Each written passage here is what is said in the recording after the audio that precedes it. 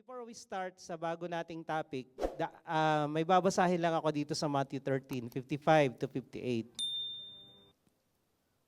Sige, kayo na bumasa pala. 1, 2, 3.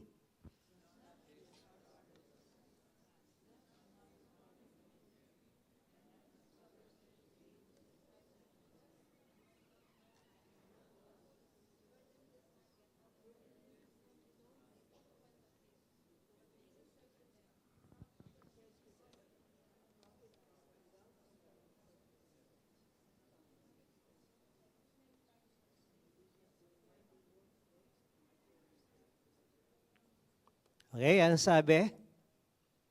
Si Jesus ay lagalag, naglalagalag para mangaral ng salita ng Diyos, gumawa ng himala at magpagaling sa iba't ibang dako ng Israel. Pinanganak siya sa Nazareth. Lumaki siya sa Nazareth. Pinanganak siya sa Bethlehem. Yung Bethlehem ay malapit sa Judah, malapit sa Jerusalem, yun yung capital ng Israel. Pero nung siya ipapatayin ni Herodes, nung bata pa siya, tumakbo sila sa Egypt. And then, namatay si Herodes na tatay, yung Herodes na anak ang pumalit, umuwi siya ng Israel, pero dahil ang base ni Haring Herodes na anak ay sa Jerusalem, so umuwi siya doon sa probinsya ng Nazareth. Doon siya lumaki, sa Nazareth. Medyo hindi naman to kalayuan. Nung nagpunta kami doon, siguro mga 3 hours biyahe from Jerusalem to Nazareth, malapit ito sa Lake of Galilee. And then, doon siya lumaki, kilalang-kilala siya ng mga tao doon. Then, after fasting ng 40 days, 40 nights, nag-preach siya, pinalayas siya doon sa sinagoga, pumunta siya sa iba't ibang syudad, and then from time to time, bumabalik siya doon sa Nazareth para mangaral. Ang problema, hindi siya tinatanggap. Hindi siya pinapakinggan. At ang katwiran ng mga tao doon, lalo yung mga pare at yung mga kapitbahay niya, anong katwiran? Sabi dito? Anong katwiran nila? Bakit ayaw nilang maniwala kay Jesus? Nandiyan, no? Nakasulat. Hindi ba anak yan ng karpentero na kapitbahay natin, si Joseph? Anak yan ng karpentero eh. Paano tayong maniniwala dyan sa pinangangaral niyan patungkol sa kingdom of God, patungkol sa ebanghelyo? Paano tayo maniniwala na yan ay gumagawa ng mga hokus-pokus na himala? Kung totoo ba yan? So sabi nila, anak yan ng karpentero. Ang nanay niyan, si Maria. At ang kanyang mga kapatid, ay may kapatid si Jesus. Ang turo doon sa kinagisnan nating relihiyon, wala eh. Walang kapatid si Jesus. Mary, nanganak ng birhen, and Jesus is the only begotten son of Mary. Ito ang turo ng mga religion na pinanggalingan natin. Si Jesus daw ay nag-iisang bugtong na anak ni Maria. Ay, binaliktad, no? Bugtong na anak ng Diyos dapat. So, bugtong na anak ni Maria. Ngayon, sino ang tama? Sila o ang Bible? Imagine nyo, ilang milyong mga tao ang nabobola, naluloko ng relihiyong ito. Dito pa lang, pinagpipilitan nila yung doktrina nila na si Maria ay iisa lang ang anak at si Jesus. So, sino tong mga binabanggit dito? Natawag pa nga ako dito na nagbablasphemy. Nung tinuro ko to, blasphemy daw sabi. Sa Tagalog, blasphemy? Lapastangan. Naakusahan ako dito, lapastangan, na tinuturo ko raw na may mga anak pa si Mariang iba. Kalapastanganan. Yan ganyan din sabi ng mga Pariseo kay Jesus eh. Lapastangan ka. So ito, may mga anak pa po si Maria. At ang turo din sa relihiyong kinagisnan natin, birhing nabuntis si Maria, birhing ng anak, at birhing namatay. Wow! Saang science mo matatagpuan yan? Immaculate Conception, Perpetual Virginity. Yan yung mga turo Kasi wala nga daw anak. Ay kaso nanganak na isa. Kakaibang utak yung ganong katuruan. No? So James, ito yung kapatid ni Jesus, si James. Yung author ng Santiago, siya yun. Si James. Joseph, Simon, and Judas. Yung Jude, yung kinanta ng Beatles, Hey Jude. Siya yun. yung sa dulo ng Bible, sa New Testament, yung Book of Jude. Kapatid ni Jesus ang may sulat noon. Salaman. Okay? Anak ni Maria. And then, may mga kapatid siyang mga babae. Ilan? Ilan? Minimum of 2 dahil plural, sisters. Okay? So sabi nila, ang katwiran nila kaya nilang maniwala, kapitbahay natin yan kalaro ka ng Holland yan, tsaka text, bakit bigla na lang nagpipreach ngayon? Bakit bigla na lang gumagawa ng himala? Anak ni Maria, anak ni Joseph, ang mga kapatid niya, andito ka sa kasama natin. Where then did this man get all these things? Saan niya nakuha yan? And they took offense at him. Talagang hindi nila matanggap na yung kapitbahay nila, yung kalaro nila dati, kakwentuhan nila dati, bigla na lang nangangaral patungkol sa Diyos at gumagawa ng himala. Kaya nga ang conclusion nila, natutong mag-magic si Jesus, nung nawala sa Israel at nagpunta ng India pag-uwi, magikero na. Yun yung turo ng iba. But Jesus said to them, a prophet is not without honor except in his hometown. Ang propeta ay hindi kinikilala kundi sa sarili niyang tahanan at lugar. And he, Jesus, did not do many mighty works there. Sa iba, he did not do many miracles because of their unbelief. Kung wala kang faith, kung wala kang pananampalataya, hindi ka makakaranas ng himala. Sabi mo sa katabi mo, meron ka bang himala? Meron ka bang pananampalataya? Pag wala kang pananampalataya, walang himala. Sabi ni Nora Honor, walang himala. Pero pag may pananampalataya, merong himala. Kaya sabihin mo sa katabi mo, himala. Pananampalataya ang susi. Walang nagawang himala si Jesus dito sa lugar niya, sa mga kapitbahay niya, sa mga kaibigan niya dati, dahil wala silang pananampalataya. Kahit magmakaawa ka pa sa Diyos, pero walang halong pananampalataya yon, wala kang makukuhang himala. Kaya sabi mo sa katabi mo, pananampalataya. Okay? So, we will continue yung tinuro ni Joyce ng nakaraang Sunday na hindi niya na tapos dahil maganda yung tinuro niya medically. Ang dami niyang mga information na binigay. Itutuloy po natin dito. Then, may iba pa tayong kwento. Okay? Let's pray. Let's bow our head. Panginoon, pagpalain mo ang aming pag-aaralan. Hayaan mo na ang bawat salita at bawat kwento na aming maririnig, mangusap ka talaga sa amin. As we hear your word, as we listen to your voice, let faith arise. Because faith cometh by hearing and hearing the word of God. So today, ang faith namin ay patuloy na lumago, tumibay, tumatag, at magamit namin ito. Kagaya ng bata na naglalakad, nadadapa pag mahina pa ang kanyang tuhod, binti.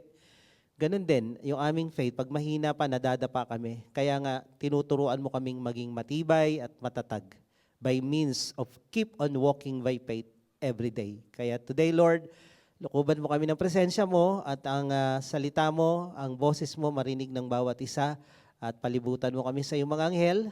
At hayaan mo, Lord, na mapagpala kami so that this week we will be a blessing to others. Thank you, Lord, in Jesus' name. Amen. Amen. Sige po, palakpakan natin ng Panginoon. The 4D faith. 4D. Sino nanonood ng 3D minsan-minsan? Alam niyo yung 3D na sinihan? Hindi niyo pa alam? 3D. Sino nakapanood ng 3D? Ayan, lalagyan kayo ng salamin sa mata, tapos manunood kayo ng sine, ang pakiramdam nyo, yung nangyayari dito sa loob ng sinihan, kasali kayo. Pag may sinibat na ganon, tatama sa'yo, iilag ka rin. Ganon yun, yung 3D. Pag hinahabol sila ng dinosaur, Jurassic, tumatakbo, feeling mo, maaapakan kanila, kaya kailangan mo ring tumakbo. Kaya minsan may nanonood, biglang tumayo, tumakbo. Yung reality nung movie, mararamdaman mo pag nanood ka ng 3D, lalo na yung IMAX. Alam mo, IMAX? Minsan naman pag may birthday, yung mga ganyang event, try nyo naman. Yung IMAX kasi, times 4 nito. Times 4 nito yung screen. Okay? 4 na ganito, tapos naka 3D ka pa, talagang feel na feel mo. Nung pinanood namin yung Avatar sa IMAX, tapos 3D, yung bumabagsak yung parang mga alitap-tap, talagang feel na feel mo, tumatama sa ilong mo. Ganon yung Try nyo lang ha, huwag nyong gawing bisyo. Try nyo lang. Magastos yan eh. Kaso, meron pong sa BGC High Street, paminsan-minsan nakakapanood din kami ng 4D. Okay? Sa 4D naman, ganun pa rin, nakasalamin kayo, tapos feeling mo na sa loob ka ng movie. Pero this time, natin yun? Edge of Tomorrow ba yung pinanood natin? Kunyari, merong halimaw o robot na tumatakbo. Mararamdaman mo sa paa mo. May humahampas ng ganun. May pumupulupot. Kunyari, nasa dagat kayo, nasa bundok, malakas yung hangin. Ramdam mo, malakas yung hangin at may hamog. Yun yung 4D. Nakapanood na kayo? Pag nag-60 kayo, panoorin niyo. Pag nag-60, pag nag-birthday kayo, minsan, panoorin niyo ha. Mura lang naman yun.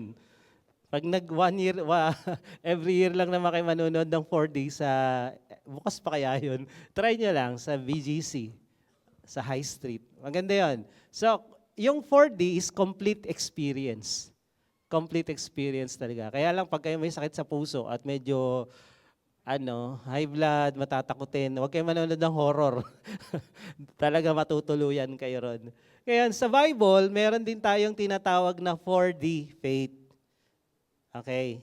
Ano yung 4D? Ito yon. Desperate faith, determined faith, daring faith, defying faith.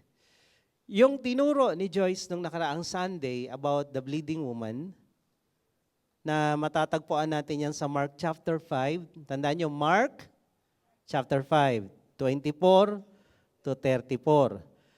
Meron siyang 4D. Meron siyang desperate faith, meron siyang determined faith, meron siyang daring faith, meron siyang defying faith. Unahin natin yung desperate. So itong babae na kinuwento na ni Joyce, hindi ko na ididetalye yan, 12 years siyang naghihirap, 12 years siya na naubos na halos lahat sa kanya. Siguro ang natira niya na lang yung sarili niya, pero yung kayamanan niya ubos na rin, yung kanyang kalusugan wala na, payat, mahina. Siguro isang pitik mo lang yan, tutumba na yan, 12 years ka ba naman na inaagasan ng dugo? Wala ng pera, wala ng savings, naitax pa. She lost her self-esteem. Kung dati ang ganda-ganda niya, ngayon ay talaga naman. Alam niyo, minsan pag nakakita kami ng mga taong naghihirap sa buhay, yung ang trabaho nila sa bukid o kaya sa construction, yung akala mo, 60 na siya, pag tinanong mo, 40 lang pala. Oo, kasi yung hirap ng buhay, tsaka yung araw, nakakatanda. Yung sakit nakakatanda. So itsura nito, kung maganda siya dati, ngayon wala na. Butot balat na to eh. So walang beauty, mabaho pa, smelly. Ngayon, ito alam nyo to eh. Malalaman mo ang tunay na kaibigan mo sa panahon na wala kang pera. Okay? Hindi yung pag party-party, di ba? Party-party kayo. Tapos saya-saya kayo, lakad dito, gala doon, gala doon, gala doon. Kasi may mga datong ka eh. May datong sila, may datong kayo. Pero pag wala ka na bang datong, yayayain ka pa ba? Di ba? Pati birthday, hindi ka yayain eh. Wala kang datong eh. Wala kang parigalo kasi, no? So, etong babaeng ito, kaya ito, makinig kayo ah. Yung mga panahon na ikaw ay gipit at hirap, yung mga tao nandyan sa tabi mo, yan ang wag mong bibitawan. Wag mong hahayaang mawala sa buhay mo yan. Okay? Pero yung tuwing masaya lang, tsaka nandyan sa tabi mo, naku, walang kwenta yung mga yan. Yung mga tropa-tropa na yan, mare-mare, pare-pare, Dahil masaya, walang kwenta yan. Hindi mo yan maaasahan sa buhay. Pero yung gipit ka, malungkot ka, nandyan sila, nakatulong, hindi man ganun kalaki, yan yung tunay mong kaibigan. Yan yung tunay mong pamilya. Minsan yung kahit physical mong pamilya, hindi mo maasahan. Di ba? Kaya nga tayo may spiritual na pamilya. Yung kakulangan ng physical, sa spiritual natin yan napupunuan. Kahit ako, yung spiritual na pamilya ko, ang layo ko kasama sa mga okasyon. Yung physical ko, wala eh, malalayo sila eh. So, isolated na to. Yung loved ones niya, wala na. Nag-iisa na lang siya. So yung desperadong kalagayan niya, kailangan ng desperadong pananampalataya. Sa dulo dito, she never lose hope, she never give up. Sabi ng mga doktor, kahit malala na yung sakit mo, pero yung pasyente, meron pang natitirang pag-asa, pwede pang makarecover yun. Dahil yung hope na tinatawag na yan, nakabahagi yan ng faith, yan yung nagdudugtong sa desperate situation mo at miracle mo. Yung hope. Dahil ang faith ay merong hope. Okay? So, desperado tong babaeng ito. Hindi siya titigil at iniisip niya, wala na akong pag-asa kundi itong Jesus na to. Pag hindi ko to nakuha ngayon, tapos na. Minsan lang to dumating sa buhay ko, minsan lang to mangyari, hindi ko na to palalagpasin. At alam niyo naman yung kwento. Okay? Dahil ayaw niyang tumigil at gumive up. Wala sa bokabularyo niya ang sumuko. She was a fighter. Alam niyo naman, naubos yung ari-arian niya, naubos yung pera niya. Sa pagtatry na iba't ibang doktor, ibig sabihin, may desire siyang gumaling. Kasi may mga tao na pag tinanong mo, pagpipray ka namin, hindi, ayoko na. Gusto ko nang gumive up. Kristiyano, minsan naiisip natin yan, pero wag niyong entertain. Gusto ko nang mamatay. Huwag ka mag-alala, mamamatay ka rin naman eh. Pero hindi pa ngayon. Naka-schedule ka. sabi mo sa katabi mo, huwag mong madaliin. Schedule ka. Papunta ka doon. Papunta tayong lahat doon. Kaya lang, hanggat hindi pa binibigyan ng permit ni Lord, natanggalan ka na hininga, may gagawin pa siya sa buhay mo, gagamitin ka pa. Kaya huwag ka magmadali. Okay, huwag ka magmadali. Sa ito, hindi niya inisip, baka matay na lang kaya ako. May nag-isip na bang gano'n? Imagine mo, wala kang pera. Wala kang pamilya, walang nagmamahal sa'yo, wala ka ng ganda. Wala na lahat. Despair. Desperate. Di ba? Ito ay sigurado depressed. Pero nilabanan niya yung depression niya eh. Hindi siya pumayag na, hanggang dito na lang to. Kaya, mga Kristiyano, 12 years na lumalaban to ha, 12 years. Ikaw, ilang taong ka nang lumalaban sa sitwasyon mo? Ha? 1 month? 12 months? 12 hours? Nice. Very nice. 12 hours ka palang lumalaban, tapos ayoko na, ayawan na. Hanggang dito na lang ito, ending na natin. Kaya sabihin mo sa katabi mo, 12 years. 12 years ha, lumalaban, 12 years. Ano yung laban niya? Madali? Ang hirap nito. Ini-imagine ko na lang, paano kaya to? Naliligo pa kaya to? Duduguin ka rin maya-maya, maligo ka pa? Makatulog kaya to ng maayos? Palagay nyo, nakatagilid ba to matulog? Nakahiga o nakapikit? Paano matulog ang bulag? Hindi, kalimutan niyo yung tanong na yun. So ito, she tried everything. She tried many ways, and yet, walang nangyari. Then one day, Jesus came. Dumaan sa lugar nila at narinig niya. Sabi niya, eto na, eto na. Minsan lang to mangyari, hindi ko na to palalagpasin. Kaya minsan may mga nagyayaya sa atin, may mga sitwasyon na inaalaw ni Lord na mangyari, tapos pinalalagpas mo, minsan nga, message may preaching na para sa'yo, pero that Sunday, dahil umulan, wala ka, yun na sana yung breakthrough mo, yun na sana yung susi para yung pinagpipray mo ay makuha mo dahil merong instruction na ibibigay si Lord, kaya lang, wala ka. Minsan naman, nandito ka, pero nakanganga ka. Candy, mga Asher, candy. So, minsan nandiyan na si Lord, nandiyan na. Naalala ko lang tuloy, nung adik-adik talaga ako. Tapos, sabi ng nanay ko, ito lang naman yung pupuntahan mo eh. Pag ikaw nakapatay, kulungan ka. Pag ikaw ang nasaksak o nabarel, namatay ka, sementeryo ka. Kung hindi ka napuruhan, hospital ka. Yan lang ang tatlo, sabi ng nanay ko. Kasi wala na, sakit na ng ulo niya sa akin eh. Yan lang pupuntahan mo. Pero ako, may pang-apat na kinatatakutan. Mapunta ako ng impyerno. Dahil yung tatay ko, pag lasing, umuwi, driver yon, nagsisermon yun, naririnig ko yung impyerno. Nagbabasa ng Bible yun eh.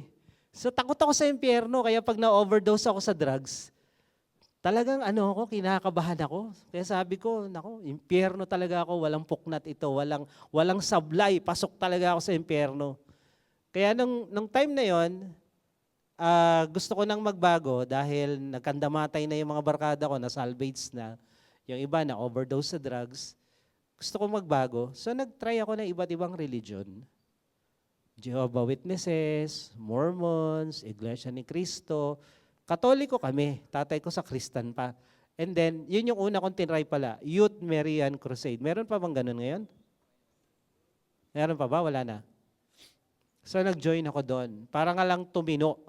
So Youth Marian Crusade, Mormons, Jehovah Witnesses, Iglesia ni Cristo. Kulang na lang magpa-indoctrination ako. Kasi nag-attend na ako sa project po. Pero I tried everything, wala talagang nangyari. Wala, as in wala. Lumala ako. Okay? Lumala ako, and then one day, may nagyaya sa Bible study. Ito na nga. At doon ko na-realize, parang iba to. Iba yung naramdaman ko doon. Hindi ko alam kung anong pangalan ng group nila, basta ang mahalaga, andun si Lord. So pag dumating si Lord sa buhay mo, huwag mo nang palagpasin yan. Kung may nag-invite sa'yo, huwag mo nang tanggihan yan. Okay? Kung binigyan ka ng pagkakataon ni Lord sa himala mo, huwag mo yang pababayaang lumagpas sa'yo. So itong babaeng ito, determinado siya, hindi ako susuko, hindi ako titigil hanggat yung kagalingan na hinahanap ko, matagpuan ko. At hindi niya natagpuan sa iba't ibang doktor, kagaya ko, yung pagbabago ko, hindi ko natagpuan sa iba't ibang relihiyon, pero natagpuan ko kay Jesus. Siya din. Natagpuan niya yung kagalingan kay Jesus. Dahil si Jesus yung greatest doctor natin. Sabi ng Exodus 15:26, I am the Lord your healer. Sa Hebrew yan, Jehovah Rapha. Siya ang Diyos na manggagamot. Ang kagandahan pa sa ating Panginoon, pag ikaw nagpagawa ng mga appliances, tatanungin, okay, sasakyan, tatanungin ng mga gagawa, dinala niyo na ba, sir, to sa ibang pagawaan? Pag sinabi mong, oo, ay nako, hindi ko na magagawa yan kasi ang dami na nang kinalikot dyan. May mga ganun na technician. Pero yung magagaling, hindi ganun mag-isip. Okay? Kunyari, yung TV namin, noong binili namin yon, kalalabas ng Samsung na 8K. Yung pag nanood ka, kita mo yung bakterya sa loob ng mukha ng tao. Oh, no joke. Ang liwanag, sobrang ding mahal. Sobrang mahal kasi yung mga naunang TV namin, ang daling masira, nagpalit kami. Ito nang mahal para tumagal. Ay nako, wala pang 2 years, sira. So ni-request ko palit, nasira ulit. And then nakahanap ako ng technician. Sabi nila, palitan nyo na yan, 70,000 yung pamalit sa panel. 70,000, parang bibili ka ng bago. So, nung nakahanap ako ng isang technician, ang ginawa niya lang, Binaypass niya yung isang pyesa na sira. Nag-overpass siya doon, gumana. Ang binayaran ko lang is 3,000. So gumana. Yung iba hindi tatanggapin pag sira na yung mga gamit at nagpalipat-lipat na ng gumawa at hindi na gawa. Etong si Jesus, ang kagandahan dito, iba't ibang doktor na ang tinry nitong babaeng ito, walang nangyari, pero pagdating kay Lord, tinanggap pa rin siya. Ganun din ako, iba't ibang religion na yung pinasukan ko, walang nangyari, pero nung nakilala ko si Jesus, doon ako nakaranas ng himala. Ang problema kasi sa atin, itong babaeng ito, wala si Jesus nung time na yun, hindi pa nila kilala eh. Pero sa panahon natin, si Jesus andyan na eh. Pero kahit nandyan na si Jesus, lalo na kung Kristiyano ka, nagtatry ka pa rin kung ano-anong diskarte mo. Di ba? May mga principle of blessings, tithes, offering, obedience. Unahin mo si Lord and all these things shall be added unto you. Andiyan na sa Bible kung ano ang paraan para ka mapagpala. Pero kung ano-ano pang sinusubok mong diskarte, mag-invest tayo sa, cryptocurrency. O mag-invest tayo sa sibuyas. Mag-invest tayo sa ganito. Walang masama dyan, ha? Walang masama. Ang dami mong tinatry sa buhay, bakit hindi mo muna unahin si Lord? Bakit hindi mo muna unahing itry si Lord? Malalaman mo yung mga taong pinagpapala at umaasenso, inuuna si Lord. Inuunang itry si Lord. Pag na-try mo na lahat at si Lord huli, nasayang yung oras mo, nasayang yung panahon mo, nasayang yung effort mo. Ito, nasayang lahat, pati pera niya. 12 years wasted. 12 years, sayang. Pero kung si Jesus, ang inuna niya, nung narinig na yung kwento patungkol kay Jesus, baka hindi ito umabot ng 12 years. Yung sitwasyon mo, sabi mo sa katabi mo, huwag mo na patagalin. Ilapit mo na yan kay Jesus. Kung kani-kanino ka lumalapit eh. Karamihan daw ng Pilipino, pag nagigipit, sa Bombay lumalapit. Imbis na kay Jesus, sa Bombay pa. Daring. Itong babaeng ito, daring. Saan galing yung kwento? Mark chapter ano? Mark chapter 5.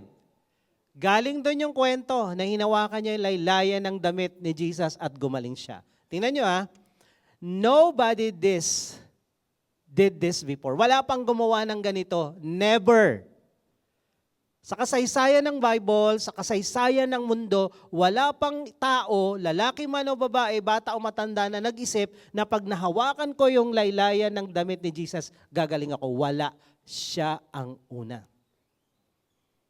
Siya ang una. Kaya naging trendsetter siya, nagpauso siya. 1 chapter later. Okay? Mark 5 yun, di ba? Mark 6 na.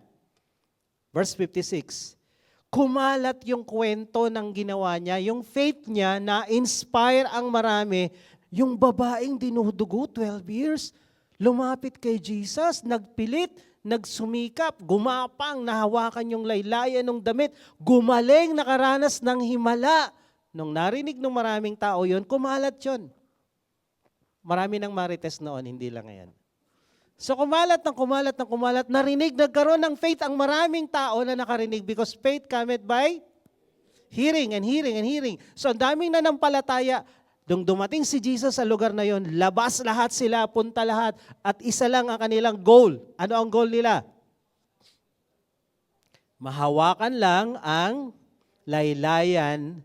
By the way, yung laylayan ng damit ng mga Hudyo ni Jesus, may tassel yun eh. Yung tassel na maliit. Yun, yung maliit na tassel na yun. Hawakan lang nila yun, gagaling sila. Nauso bigla. At lahat sila yun yung goal. Makahawak lang kami sa laylayan ng damit ni Jesus, gagaling kami. And anong sabi dito? As many as touched it were made well. Lahat ng nakahawak, gumaling. Pauso tong babaeng ito. Daring tong babaeng ito. Alam mo, pag yung faith mo daring, kunyari, yung sinasabi ko, nagpakasal kami, 15,000 ang pera. 300 plus ang invited namin guest. Kasi pastor ako sa church. Marami kaming miyembro. So 300 yung invited. Daring yun. Ngayon kung gagayahin nyo kami at wala kayong faith, sigurado maghuhugas kayo ng plato at makukulong kayo after nakasal nyo. Ha? Daring yun. Pero kung kaya mong gayahin, kung kaya mo yung faith na yon abutin, pwedeng mangyari sa iyo yun. Pwedeng mangyari sa iyo yun. Lahat ng business namin, pagbili ng sasakyan, pagbili ng bahay, biyahe, may faith doon. Ngayon, kung kaya mo yung faith namin, yung daring na ganun, pumunta ng India, walang kakilala, walang kamag-anak, after 4 years, nakapagtayo ng 3 church, kung kaya mo yung faith na yon, kaya mo rin gawin yung ginawa namin. Sabihin mo sa katabi mo, kaya mo rin gawin na magpakasal ng 300 member, 15,000 ang pera. Kaya mo? Kinaya nitong babaeng ito na gumaling at makaranas ng himala, lahat gumaya. Kinaya yung faith niya, lahat gumaling.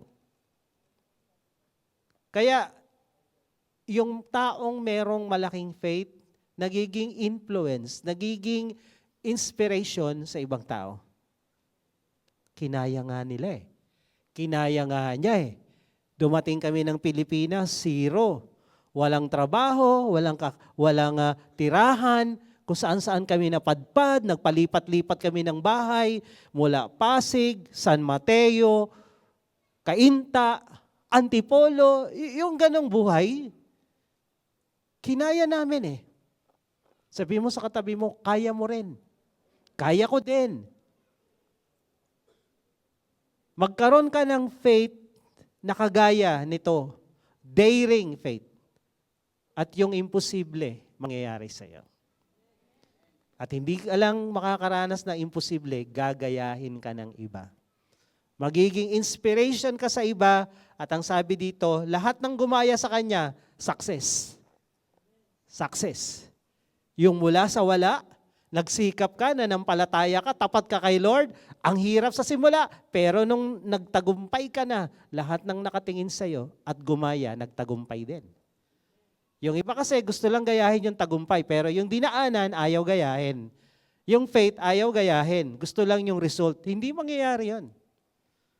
Hindi mangyayari yun. May mga tao lumalapit sa amin noon, gusto ko niyan, gusto ko niyan, gusto ko niyan. Daanan mo, hindi daanan namin.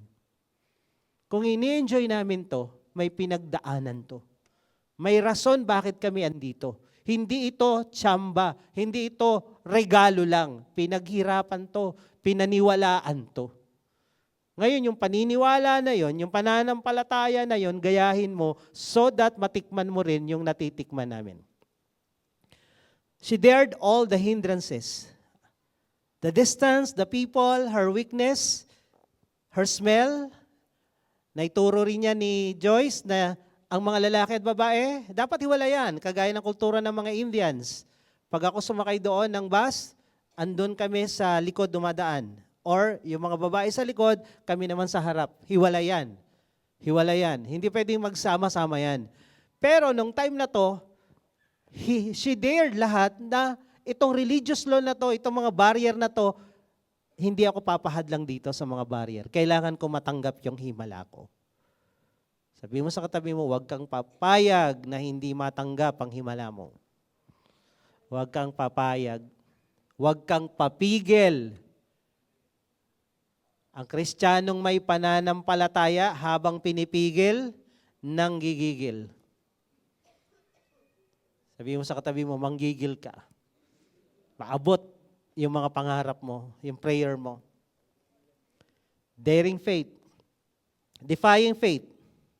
She defied the law of her religion. May batas na dapat, ito. Yung batas na yon, hindi batas ng Diyos yun.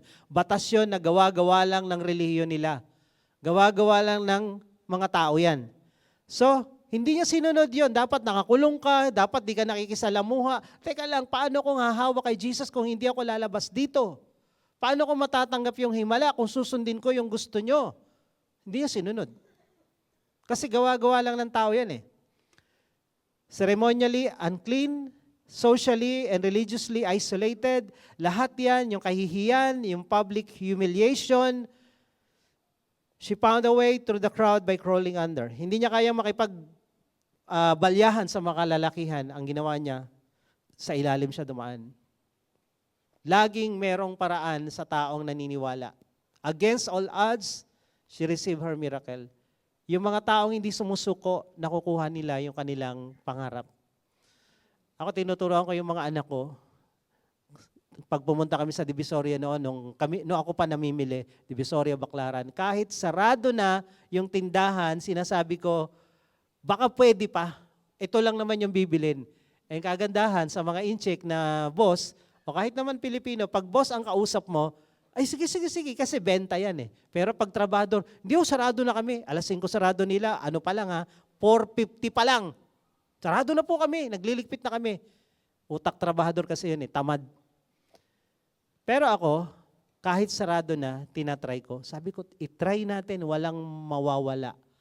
Bibili ng gamit sa church, may kasama akong pastor noon. Sabi niya, sir, sarado na. Relax ka lang. Kinato ko sa Silongas. Pwede po bang makabili ng isang microphone? Ay, sige, pasok. Ako, hindi ako tumatanggap ng no for answer. Hanggat pwede ako mag-try, itatry ko. Nandyan ka na rin lang, itry mo na. Hindi, ay wala na eh. Walang nangyayari sa ganyang utak. Yung madaling sumuko, ay sarado na eh. Ay umulan, wag tayong tumuloy. Ay mainit, wag tayong tumuloy. Ay may snow, ay lalo tayo wag tumuloy. Ay umulan ng apoy, sa impyerno ka na nun. Ay nako. Kaya alam mo yung mga taong ang daming rason, nakakainis. Hindi ako pwede ngayon kasi umulan. Okay. Umaraw. Mainit, di ako pwede. Kailan ka pwede? Sabi mo sa katabi mo, magbago ka na. Desperate faith, determined faith, daring faith, defying faith. Kailangan natin ito. Hindi lang simple faith na, naniniwala naman ako. Teka, desperado ka ba? Kailangan mo ba talaga to? Naniniwala ka ba? Jesus is the only hope, not only the last hope, the only hope. Naniniwala ka? Desperado ka dapat. Ihabol ko tong kwentong ito. Another story na isang babae. Siya'y lumapit kay Jesus dahil yung anak niya ay nadidemon possess. Okay? And then sabi dito sa Matthew 15, 21-22. Nung pumunta si Jesus doon, sa lugar ng Tyre and Sidon, ito yung Lebanon ngayon, katabi ng Syria, a Canaanite woman from that region came out and was crying. May Canaanite woman. Yung Canaanite po, ito yung mga lahi ng tao na pinaubos ni Lord doon sa bansang Israel na dati Kanaan yan. Pagpasok ni Abraham doon, ang sabi ni Lord, sa iyo yan. And then, dumating sila Moses, nawala na si Abraham, yung Israel na buo na, pinaubos yun. Yung mga Amalek, yung mga Jebusite, sila yun. Mga Canaanite yan. Yung mga anak nila, ino-offer nila sa demonyo. So itong mga taong nakatira sa Kanaan ay mga demonically connected. Inspired and possessed kadalasan. So itong mga taong ito, Canaanite woman, na nakatira sa Tyre and Sidon. Sabi dito, lumapit sa kay Jesus, he was crying, "Have mercy on me, O Lord, Son of David. My daughter is severely oppressed by a demon." Possess yung anak ko, kawawang-kawawa. Pagdating sa Mark 7:26, the same story, ang sabi dito, this woman was a Gentile, Greek, a Syro-Phoenician by birth, and she begged him to cast the demon out of her daughter. Medyo confusing to pag inaral mo sa Bible, pero pag nagpatulong ka kay AI, ang dali. Kilala si AI? Lagay mo lang sa cellphone mo. Sino ba to? So, ang sabi ni AI, itong babaeng ito, Canaanite. Okay? Na pinanganak sa boundary ng Syria at ng Tyre, ng Sidon. So, Syro-Phoenician. Nasa boundary siya pinanganak. Yung mga, ngayon, yung mga napapalaya sa gera, dito sila nakatira. So malamang, ito rin yung estado nito. Canaanite na siya, consider mga demonically possessed people, and then Gentile, mga walang kwentang lahi sa mga Hudyo to, mga aso ang turing nila dito. Tapos Greek speaking. Imagine nyo to, yung identity nitong babaeng ito, halo-halo. Pero, kahit halo-halo yung kanyang identity, dual citizen, pero outcast pag Hudyo ang kausap mo. Sa Jewish context, itong mga taong ito ay kinikonsiderang mga aso. Beware of dogs. Hindi mo pwedeng kausapin, hindi ka pwedeng lumapit sa mga to dahil dogs. Naalala niyo yung Samaritan woman? Nang sabi ng babae, hindi tayo nag-uusap, Hudyo ka, Samaritan kami. Ang Samaritan people ay Hudyo na nag-crossbreed sa mga Gentile. Half Gentile, half Jew. Ayaw nilang kausapin kasi may dugong hentil. Ito, purong hentil. Hindi lang puro. Ay lahi pa sa mga lahi ng mga nadidemonyo.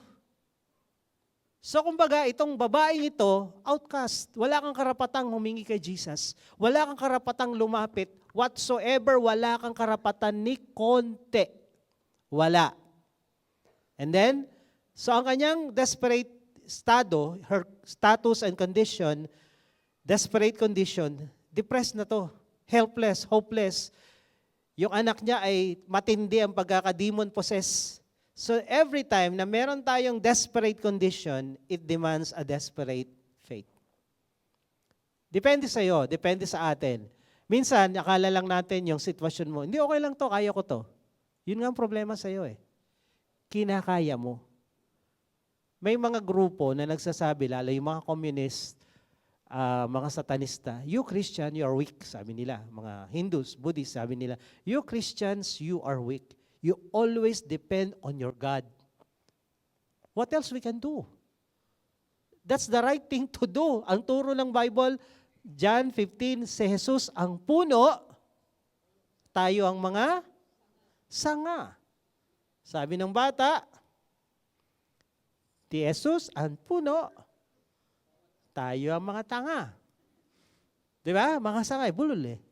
So, ang sanga nabubuhay dahil sa puno. Si Jesus ang shepherd, tayo ang mga tupa. Ang tupa, walang defense mechanism. Walang kapangyarihan ipaglaban ng sarili. Ang kanyang kapangyarihan para lumaban yung kanyang shepherd. Kaya hindi siya pwedeng makahiwalay sa shepherd niya. So we depend on our shepherd. Si Jesus ang head, tayo ang katawan. Mabubuhay ba yung katawan pag hiwalay sa ulo? Hindi. So yun talaga ang Christianity, you need to depend on God. Kaya pag ikaw, diskarte ka ng diskarte, ang galing-galing mo, hindi ka umaasa sa Diyos, kaya ka sumasablay. Kasi Christianity is not like that. Christianity is dependency on God. Kung ang galing-galing mo, depende ka sa sarili mong diskarte, wala talagang mararating. Because Christianity is not like that. Kahit ang talino mo, ang sipag mo, pero si Lord, nawala na sa equation mo, kailanman hindi ka magtatagumpay. Sabi mo sa katabi mo, tandaan mo yan. Desperate faith. Meron din siyang determined faith. Nung lumapit siya kay Jesus, ang sabi dito, Lord, maawa ka sa anak ko. And sabi ng verse 23, but Jesus did not answer her a word.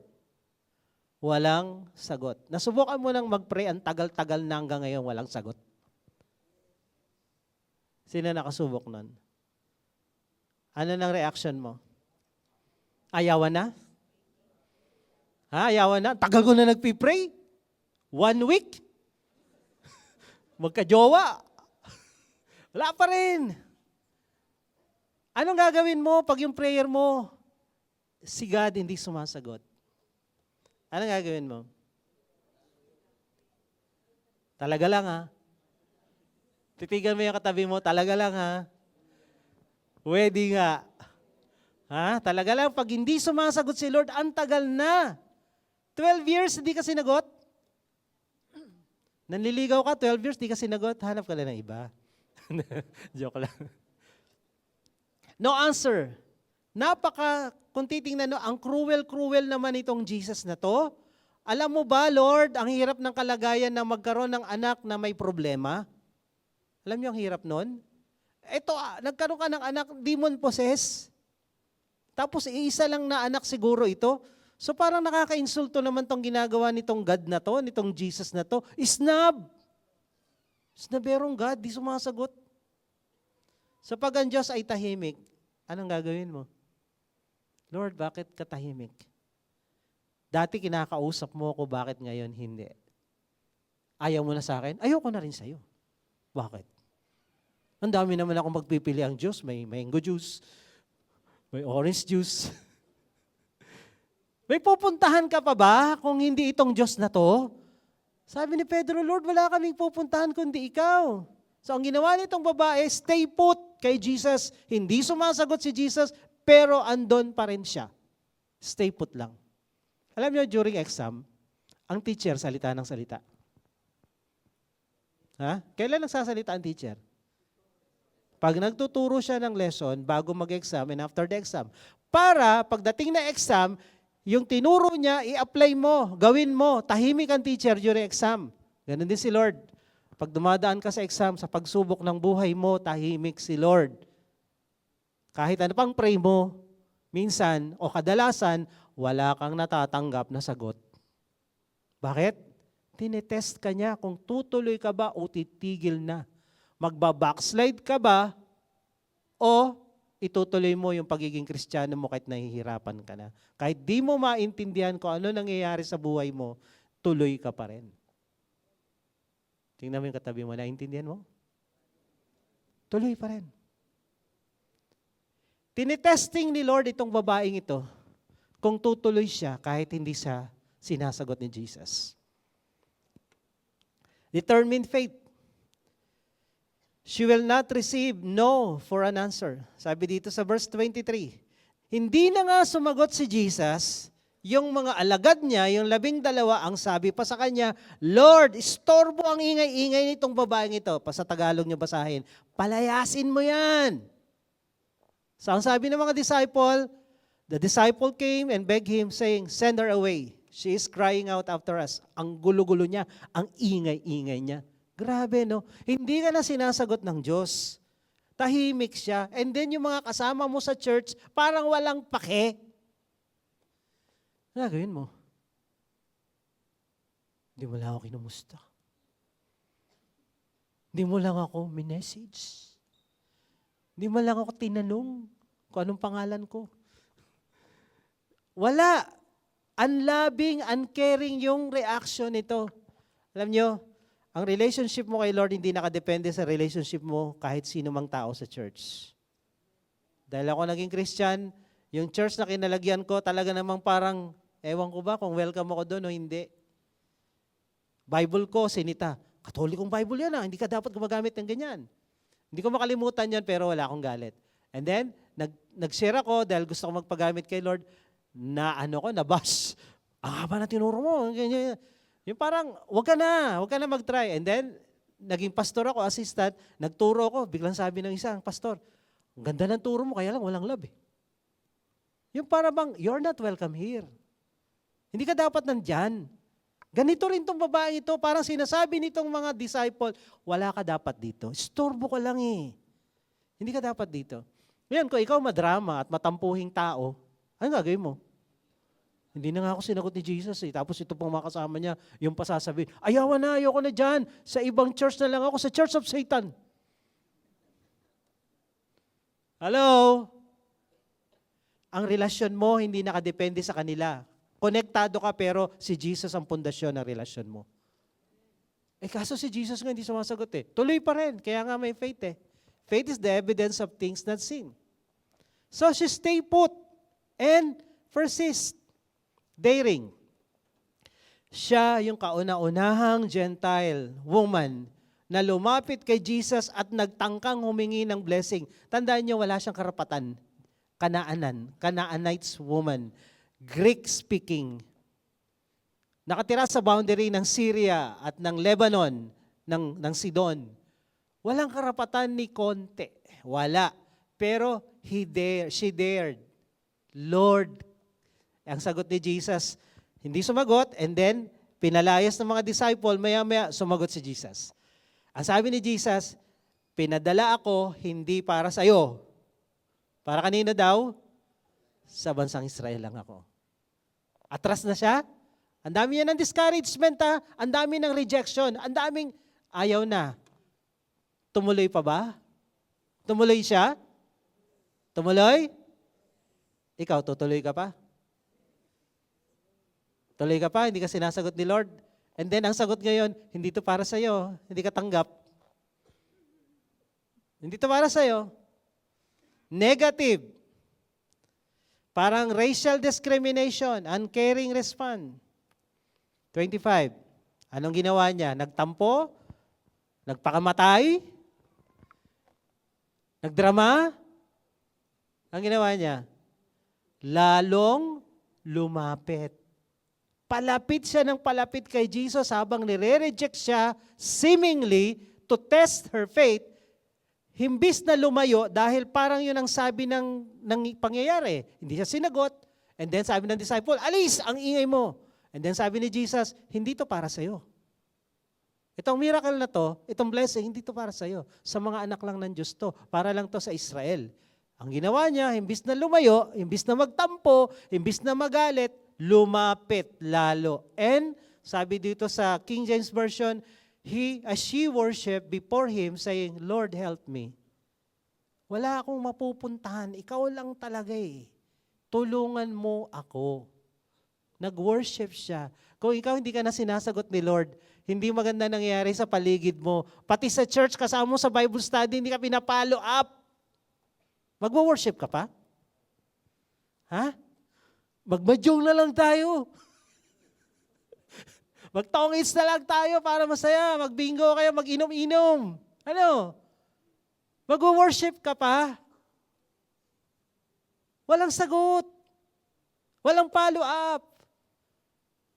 And then, nung sumagot, hindi yan para sa'yo. Mag-worship ka pa? Tingnan mo yung katabi mo, mag-worship ka pa? Ang pangit na nangyayari, mag-worship ka pa? She persists. Humble herself in worship before Jesus. Nagpakumbaba siya.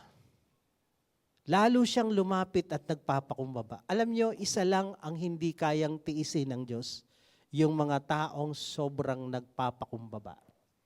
God resists the proud, but He gives grace, so much grace, to the humble.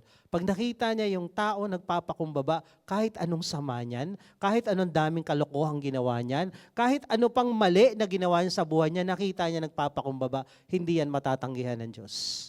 Kahit Canaanite pa yan, kahit Syro-Phoenician pa yan. Si David, pumatay. Nangalun niya. Okay? Nag-cover up.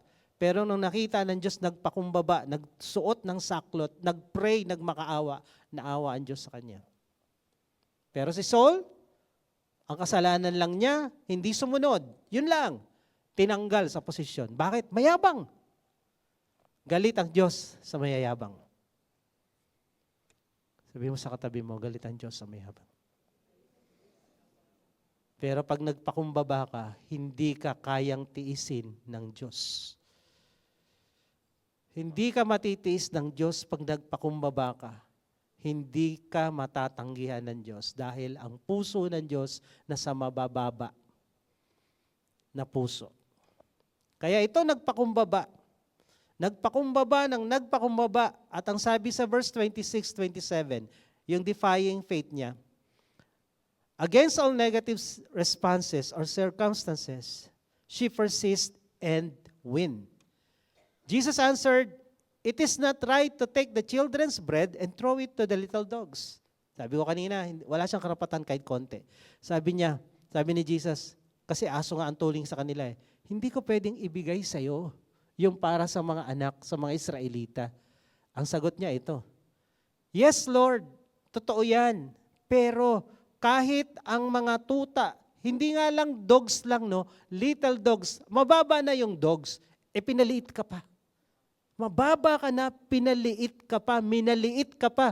Ang tao ngayon, wag mo akong mamaliliitin, ha? Ito, Jesus to, ha? Jesus. Sabi dito, Lord, yung mga tuta man, nanginginain sa mga tira-tirang nalalaglag sa ilalim ng mesa. So, hindi ako nanghihingi ng anumang malaking tinapay. Kung ano lang malaglag, kung ano lang yung tira, yun lang ang hinihingi ko sa iyo. Napaka-insultong sagot para sa isang taong nangangailangan. Nangangailangan ka na nga, parang, kailan ba yun? Isang araw yata, nakakuha ng ilang milyon yung tao. Sinole, binigyan ng 50 pesos na reward. Nabasa niyo yun? Ilang milyon yung naiwan, sinole ng tao, binigyan ng 50 pesos. Nakaka-insulto yun. 3 million yata yun, o 5 million. Sinole, binigyan ng 50 pesos. Grabe naman. Hindi tinanggap. Siyempre naman, kahit naman ako hindi ko tatanggapin yan. Pero kung 50,000 ba yan? Joke lang. Wala nakaka-insulto. Ito nakaka-insulto yung sagot. Her response is not anger or resentment. Hindi siya nagtampo, hindi nagalit, hindi nagdrama. So itong babaeng ito, she goes against all odds, against Jewish prejudice, tumuloy talaga siya kay Jesus. Ano ang ending? Panalo. Ang ending, panalo. Sabi ni Jesus sa kanya, "Oh woman, great is your faith." Great is your faith. Masasabi ba ni Lord sa'yo, great is your faith, woman o man? Kailangan mo ng 4 na to para masabihan ka ni Jesus, great is your faith. Desperate faith, determined faith, daring faith, defying faith. So ang sabi niya, great is your faith, let be to you as you desire. Kung ano yung hinihingi mo, kung ano yung gusto mong mangyari, mangyari sa'yo. Pag great ang faith mo, yung gusto mong mangyari na kalooban ni Lord, mangyayari sa'yo. Tanungin mo, great is your faith? Ang sabi dito, her daughter was healed from that very hour. Nung oras din na yon, gumaling yung kanyang anak, nakalaya sa demonyo. We need 4D faith. Meron ka ba? May 4D faith ka ba? Desperado ka ba? Huwag mong intayin na lumala yung sitwasyon mo. Every situation can be part of your desperate faith. Okay? Every situation, pwede mong maging bahagi ng desperate faith. Yan, nalobat na ako. Okay lang. So ang tanong, meron ka ba nito? Do you have 4D faith? Sino merong 4D faith? Sino gustong magkaroon? Dito ako magtatapos. Ang sabi ni Jesus, hindi para sa iyo tong tinapay. Para kanino daw yung tinapay? Yung blessing. Para sa mga anak ng Diyos. Siya, hindi siya anak eh. Ang hiningi niya lang yung latak, tira, crumbs. Sino dito anak ng Diyos? Kung ikaw anak ng Diyos, ang kompletong blessing para sa iyo. Ang buong tinapay para sa iyo. Hindi latak, hindi tira-tira, hindi crumbs. Para sa iyo. Ngayon, kung hindi mo natitikman, mas malala ka dito sa Kanaan mo man na to. Dahil ang tinapay para sa mga anak. Ang buong blessing, healing, and miracle para sa mga anak. At sa hindi anak, tira lang. Kung ikaw anak ng Diyos, dapat maranasan mo to. Anak ka ba ng Diyos? The whole bread is for you. Para sa iyo. Tayo. Ngayon, kung meron ditong hindi pa anak ng Diyos, yes, makakaamot ka ng blessing. Kaya lang tira, latak, crumbs. Pero pag anak ka ng Diyos, buo. Buong tinapay, buong blessing, buong himala, buong pagpapala, para lang yan sa mga anak. Meron po ba tayong first timer dito? Ngayon lang naka-attend. Taas nga po ang inyong mga kamay, wagayway nga po. Meron po ba? Hindi ko makita. Kung meron po, baba po kayo dito, ipagpipray ko kayo. Bibigyan ko kayo ng pagkakataon at magkaroon ng karapatang maging anak ng Diyos para yung kumpletong pagpapala ng Diyos mapasa iyo. Okay? So kung meron man, pakisamahan lang po ng mga nag-invite or ng mga ushering natin kung meron. Wala akong makita eh. Ayan. Sige po, meron po ba? Meron? Sige, baba po kayo dito, ipagpipray ko po kayo. Ang kompletong pagpapala, himala, ay para sa mga anak lamang. Pag hindi ka anak ng Diyos, tira-tira, crumbs, ang mararanasan mo. So everyone na napapadpad sa lugar na to, we want you to become children of God. We want you to be blessed. We want you to experience. Gusto kong ma-experience nyo yung kompletong pagpapala na gusto ng Diyos sa buhay nyo. At kung ikaw naman anak na ng Diyos, huwag kang magduda, gawin mo tong 4D faith, yung buong blessing, yung buong tinapay, kalooban ng Diyos Ama sa mga anak niya na mapagpala, makaranas ng himala, umangat sa buhay, umasenso sa buhay. Instant, hindi. Dadaan ka sa pagsubok dahil itong babaeng ito, sinubok ni Jesus. Tinry niya lang kung hanggang saan magpupursige, kung hanggang kailan magtitiis hanggang matanggap yung kanyang himala. At nagtagumpay itong babaeng ito. Dumaan sa pagsubok, dumaan sa testing. Kaya ikaw, kung dumadaan ka sa testing ngayon, nawa, pumasa ka. Okay? So, sa ating guest ngayon, dito sa harap, so, gusto niyo yung buong blessing? Tanggapin niyo si Jesus, ha? So, let's bow our head, let's close our eyes. Mananalangin po tayo ng pagtanggap kay Jesus. Taas po natin isang kamay natin sa Diyos. At sumunod kayo sa panalangin ito. Sabihin niyo, Panginoong Jesus, Panginoong Jesus, ako po ay lumalapit sa iyo. ako po ay lumalapit sa iyo. Nagpapakumbaba. Nagpapakumbaba. Inaamin ko, Inaamin ko, ako isang makasalanan ako isang makasalanan at wala akong magagawa at wala akong magagawa para iligtas, para iligtas, ayusin, ayusin, o baguhin man baguhin man ang aking sarili. ang aking sarili.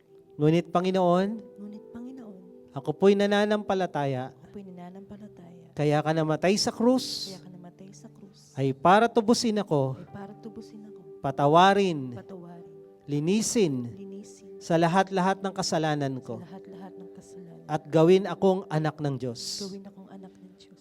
Sa oras pong ito, Sa oras pang ito, binubuksan ko sa iyo binubuksan ko sa iyo ang aking puso. ang aking puso. Pinapapasok kita, Pinapapasok kita, tinatanggap kita tinatanggap kita bilang aking Diyos, bilang aking Diyos, Panginoon Panginoon, at tagapagligtas tagapagligtas ng aking buhay. ng aking buhay. Salamat po. Salamat po. Ito po ang aking Ito dalangin ang aking dalangin sa pangalan ni sa Jesus. pangalan ni Jesus. Amen. Ako na lang po magpipray. Pwede nyo na ibaba ang inyong mga kamay.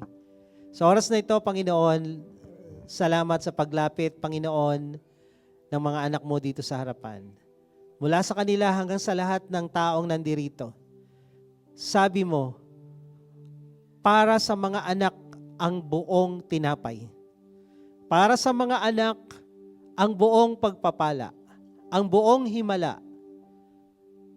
Lord, sa oras na to, anuman ang hinihingi ng iyong mga anak na nandirito ngayon, kalooban mo na ibigay ng buong buo, walang kulang, walang bawas ang pagpapala at himala, pati kagalingan na kinakailangan ng bawat isa. Kung ikaw ngayon ay may pangangailangan sa Diyos, taas mo ang iyong kamay.